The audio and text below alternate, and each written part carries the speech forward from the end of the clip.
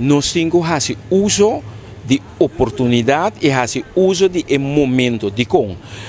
Mesmo com a Corsol, a situação está atualmente com o problema de lá me visa trabalho, bota hayamos com a mesma situação e também agora que a economia na Holanda não está de mais melhor e consequentemente agora o papel que o jovem não profissional que está na Holanda não está sabendo que não está hayando trabalho mesmo fácil maneira não está batendo do passado na Holanda para sobra na Holanda também não está buscando maneira para pôr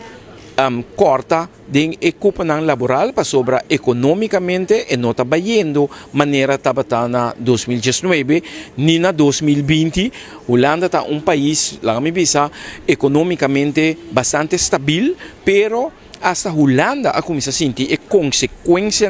de tour e problema pós-pandemia e também a guerra que tem entre Rússia e Ucrânia. Pois me querer que como Corsol nós por fazer uso de oportunidade para dentro da situação que nós está e no momento aqui, em verdade, busca maneira para por atrair certo jovem que tem a preparação e qualidade necessária para por lograr não sobre mim querer que o jovem que está na Holanda tem o desejo para vir, pero está no momento que não tem a garantia que não está trabalho que não por tomar a decisão que não está repatriar, bem estabelecer na mês back aqui na Corsol e assim contribuir com o desenvolvimento de nosso país.